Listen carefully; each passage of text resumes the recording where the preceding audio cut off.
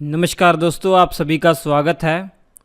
देखिए, ये जो मध्यकालीन भारत का इतिहास काल की जो सीरीज चल रही है उसका लेक्चर नंबर 27 होगा। और आपने पढ़ा कि बहमनी साम्राज्य का 5 भागों में विभाजन हो गया था। पहला बीजापुर आपने पढ़ लिया और दूसरा हम अहमदनगर के बारे में आज पढ़ने वाले हैं। अहमदनगर भी 1490 में अपने आप को इसने स्वतंत्र घोषित कर दिया था, अर्थात बहमनी साम्राज्य से अलग इसने अपने आप को घोषित कर दिया था।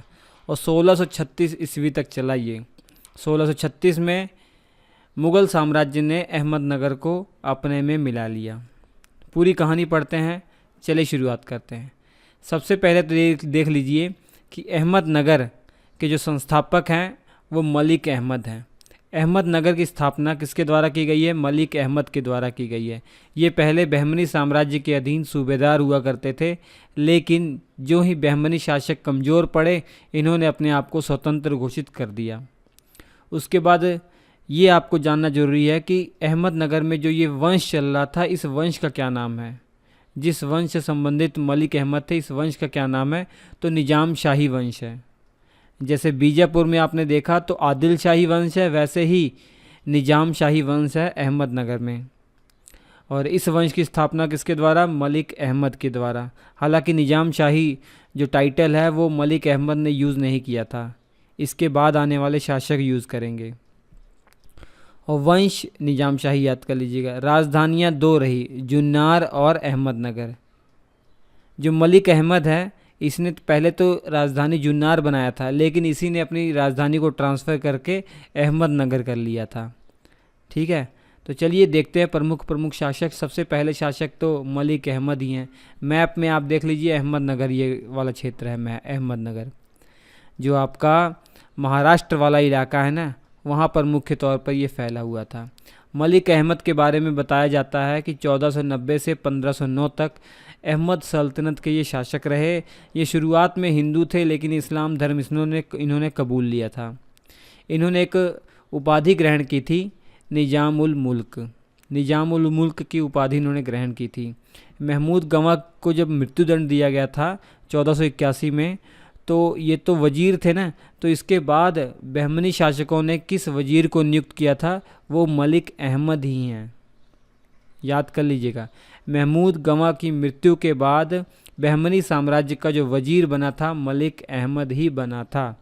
लेकिन 7-8 सालों में इसने अपने आप को स्वतंत्र घोषित कर दिया और अहमदनगर में स्वतंत्र साम्राज्य की स्थापना कर दी। मलिक अहमद ने ही अपनी राजधानी को परिवर्तित किया था। अपनी राजधानी को इसने जुन्नार से अहमदनगर कर दिया। मलिक अहमद ने अपनी राजधानी को जुन्नार से अहमदनगर कर दिया। ठीक है, इसके बाद मलिक अहमद का पुत्र शासक बनता है बुरहान निजाम शाह। बुरहान निजाम शाह 1509 पे गद्दी पर बैठता है और 1553 तक ये गद्दी पर रहता है। याद रख लीजिएगा, इस वंश का ये पहला शासक है जिसने निजाम शाह की उपाधि ग्रहण की। हमने आपको बताया कि जो संस्थापक है उसने निजाम शाह की जो है उपाधि ग्रहण नहीं की थी। उपाधि उसके पुत्र ने, बुरहान ने जो है निजाम शाह की उपाधि ग्रहण की थी। इसके वजीर का नाम मुकम्मल खां था। ये भी बहुत बहादुर, बहुत ही फेमस ये वजीर था, इसलिए इसका नाम आपको याद रखना है कि बुरहान निजाम शाह का जो वजीर था वो मुकम्मल खां था।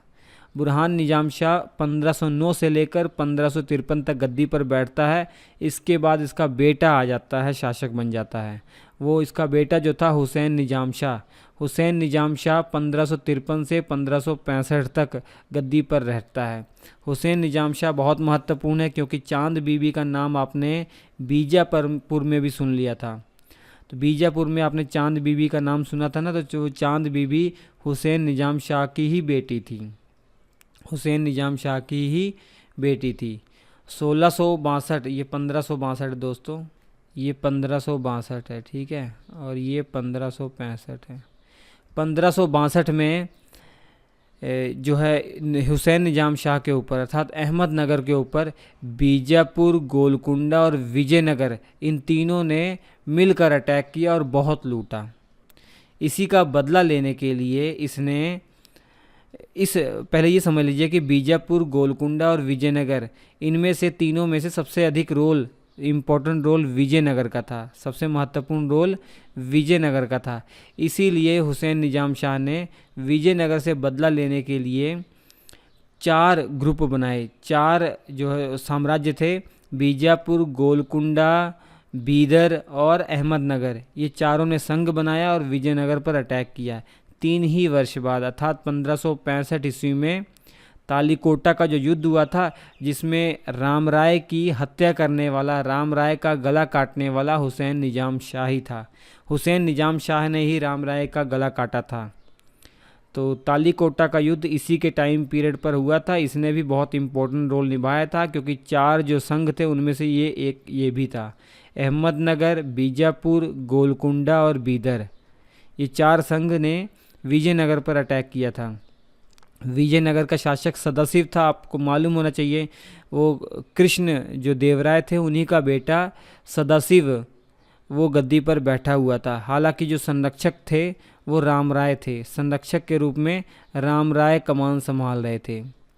तो राम राय कौन थे? ये राम राय जो है कह सकते हैं कि जो आपके कृष्ण देव राय थे ना, उन्हीं के दामाद थे। कृष्ण देव राय के ये दामाद थे राम राय।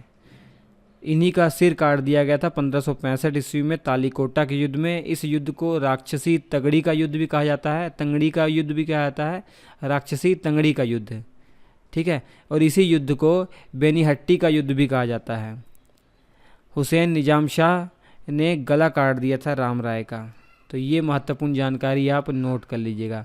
इसके बाद हुसैन निजाम शाह का बेटा गद्दी पर बैठता है, और जिसका नाम है मुर्तज़ा निजाम शाह, जिसका नाम है मुर्तज़ा निजाम शाह। 1565 से 1588 तक ये गद्दी पर रहता है। इसी के टाइम पीरियड पर बरार को अहमदनगर में मिला लिया गया था। मुर्तज़ा निजाम शाह के ही टाइम पीरियड पर बरार जो था ना, इसको अहमदनगर में मिला लिया गया था। और बीदर को किसने मिलाया था? बीदर को बीजापुर ने मिला लिया था अपने में 1619 में। यहाँ पे 1574 में बरार को अहमदनगर में मिला लिया गया। मुर्तज़ा निजाम शाह उस समय शासक था, ठीक है। और मुग़लों का पहली बार जब अहमदनगर पर आक्रमण हुआ था, वो इसी के टाइम पीरियड पर हुआ था, मुर्तज़ा निजाम शाह के ही टाइम पीरियड पर हुआ था। उस समय मुग़ल शासक कौन था? उस समय मुग़ल शासक अकबर था। उस समय मुग़ल शासक अकबर था, नोट कर लीजिएगा, ठीक है।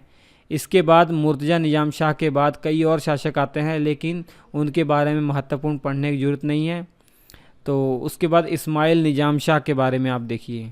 इस्माइल निजाम शाह 1589 से लेकर 1591 तक गद्दी पर बैठते हैं। ये जब गद्दी पर बैठते हैं तो इन्हीं के टाइम पीरियड पर इनके पिता बुरहान निजाम शाह द्वितीय वो अकबर की कैद से छूट कर आ जाते हैं। जब ये गद्दी पर बैठते हैं ना, उससे पहले ही इनके पिता को अकबर के द्वारा कैद कर लिया गया था, लेकिन इन्हीं के टाइम पीरियड पर वो छूट भी जाते हैं और छूट कर आते हैं। तो इस्माइल निजाम शाह को हटाकर इसके पिता बुरहान निजाम शाह द्वितीय गद्दी पर बैठते हैं। 1591 से 1595 तक ये गद्दी पर बैठते हैं। और इन्हीं के टाइम पर बुरहान ए मासिर, जो ये पुस्तक है, ये किन के टाइम पर लिखी गई है? बुरहान निजाम शाह द्वितीय के टाइम पीरियड पर ही इसकी रचना हुई है, बुरहान ए मासिर। और बुरहान निजाम शाह द्वितीय के बाद इनका बेटा गद्दी पर बैठता है। ये बहुत महत्वपूर्ण है। भले ही 4 महीने के लिए बैठा था, इसके टाइम पीरियड पर विभाजन हो गया था दोस्तों। 4 गुटों में बट गया था, आपका 4 गुटों में बट गया था। कौन? जो आपका अहमदनगर है, ये 4 गुटों में बट गया था। 2 गुट महत्वपूर्ण है, 2 गुट महत्वपूर्ण है। एक गुट का समर्थन तो मियाँ मंझू ने किया था, और दूसरे गुट का समर्थन चांद बीबी के द्वारा किया गया था। ये तस्वीर देख लीजिए, चांद बीबी हुसैन निजाम शाह की पुत्री है। इसकी शादी तो पहले बीजापुर के शासक अली आदिल शाह के साथ कर दी गई थी, लेकिन अली आदिल शाह की जब मृत्यु हो जाती है तो ये बीजापुर को छोड़कर अहमदनगर आ जाती है, और अहमदनगर की सत्ता में दखल अंदाजी करना ये शुरू कर देती है। तो एक गुट का समर्थन चांद बीबी ने किया था, दूसरे गुट का समर्थन मियाँ मंझू ने किया था। ये 2 गुट महत्वपूर्ण थे। हालांकि 4 गुट बने थे और अपने आप को ये सत्ता की दावेदारी पेश कर रहे थे कि मैं शासक बनूंगा, मैं शासक बनूंगा। लेकिन एक ग्रुप का समर्थन किसने किया? मियाँ मंझू ने किया, और एक गुट का समर्थन चांद बीबी ने किया। ये चांद बीबी की तस्वीर देख लीजिए, मुग़लों के साथ जब लड़ रही थी तो उस समय की ये तस्वीर बनाई गई है। ठीक है, कल्पना करके बनाई गई है। तो जब मियाँ मंझू एक ग्रुप का समर्थन कर रहे थे, इन्हें लगा कि हमारा पलड़ा अब वीक पड़ रहा है, चांद बीबी भारी हम पे पड़ रही है। तो मियाँ मंझू ने ये सब देखते हुए मुग़लों को न्योता दिया कि आइए आक्रमण कीजिए। तो उस समय मुग़ल शासक अकबर था, तो अकबर ने अपने बेटे मुराद को भेजा आक्रमण करने के लिए। तो मुराद और चांद बीबी के बीच में 1595 में युद्ध होता है। इस युद्ध के बाद भले ही चांद बीबी हार जाती है, लेकिन एक समझौता हो जाता है। उस समझौते के तहत बरार को मुग़लों को दे दिया जाता है। बरार जो कि जीत लिया गया था अहमदनगर के द्वारा, अब ये बरार वाला जो क्षेत्र है मुग़लों को दे दिया गया और ये समझौता हो गया। और चांद बीबी गद्दी पर बनी रही। गद्दी पर क्या बनी रही? मतलब इनडायरेक्टली ये शासन कर रही थी। तो इब्राहिम निज़ाम शाह के बाद इसका बेटा गद्दी पर बैठता है, बहादुर निज़ाम शाह। 1596 से 1600 ईस्वी तक रहता है। अल्पवयस्क था ये, और इसी कारण से चांद बीबी इसकी संरक्षक बनी रही 1596 से 1599 तक। 1595 में मुग़लों से युद्ध हो चुका, समझौता हो चुका है। अब चांद बीबी 1696 से 1599 तक एक तरीके से वास्तविक जो शासिका है यही है। बहादुर निज़ाम शाह तो अभी अल्पवयस्क है, तो इसका कोई मुख्य रोल नहीं है। लेकिन इसी के टाइम पीरियड पर बरार पर दोबारा अधिकार कर लिया जाता है, अर्थात मुग़लों से दोबारा छीन लिया जाता है। जब मुग़लों से दोबारा छीन लिया जाएगा बरार, तो मुग़लों को गुस्सा तो आएगा। इसी कारण से 1599 में अकबर ने दोबारा से आक्रमण करवा दिया और इस बार अपने दूसरे बेटे दानियाल को भेजा। दानियाल ने दौलताबाद पर अधिकार कर लिया, और जो ये बहादुर निज़ाम शाह था ना, इसको पकड़ के कैद कर दिया ग्वालियर के किले में। इसको ग्वालियर के किले में कैद कर लिया, जहाँ पे 1600 ईस्वी में इसकी मृत्यु हो जाती है। अब चांद बीबी का क्या हुआ? चांद बीबी संरक्षिका बनी हुई थी 1599 में ना। एक अफवाह फैलती है, अफवाह ये फैलती है कि ये मुग़लों के साथ मिल गई है, मुग़लों के साथ समझौता कर रही है। तो इसी के समर्थकों ने इसकी हत्या कर दी। चांद बीबी की हत्या इसी के समर्थकों ने कर दी थी। तो इतनी बातें आपको याद रखनी है। और बहादुर निज़ाम शाह के बाद जो गद्दी पर बैठता है वो मुर्तज़ा निज़ाम शाह द्वितीय बैठता है। 1600 से 1610 ईस्वी तक ये रहता है। इसकी महत्वपूर्ण बात यह है इसके लिए कि हालांकि ये महत्वपूर्ण नहीं है, इसका एक वजीर था मलिक अंबर, वो इससे कई गुना ज़्यादा इम्पोर्टेंट है। मुर्तज़ा निज़ाम शाह द्वितीय का के बारे में एक ही बात आपको याद रखनी है कि इसके टाइम पीरियड पर इसका वजीर मलिक अंबर था, और मलिक अंबर बहुत महत्वपूर्ण है। मुग़लों को इतना परेशान किया था मलिक अंबर ने, इतना परेशान किया था कि आप सोचिए मत। इसकी खासियत ये थी ना कि जब भी ये युद्ध लड़ता था एक अलग प्रकार की युद्ध प्रणाली का इस्तेमाल करता था, छापा मार युद्ध प्रणाली। ये मलिक अंबर जो था ना, छापा मार युद्ध प्रणाली का प्रयोग करता था।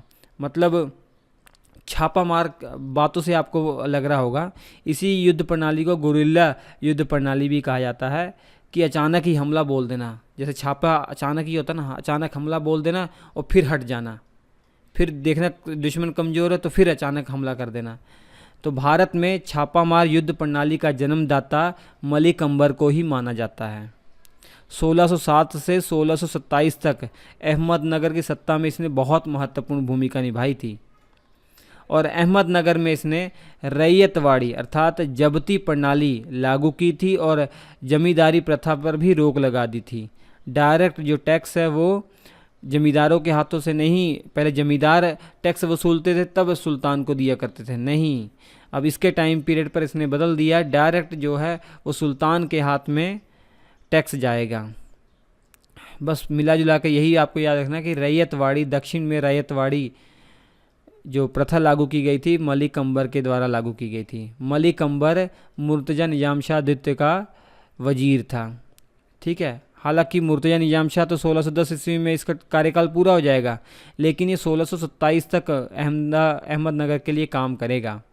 उसके बाद कई और शासक आए, उनके बारे में आपको महत्वपूर्ण कुछ नहीं याद करना है। उसके बाद 1633 से 1636 में मुर्तज़ा निज़ाम शाह तृतीय आया। ये आखिरी शासक था।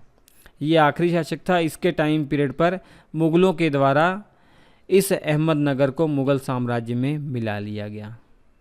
ठीक है, ये सब आप याद कर लीजिए। इसके अलावा और कुछ भी आपको कुछ याद करने की ज़रूरत नहीं है।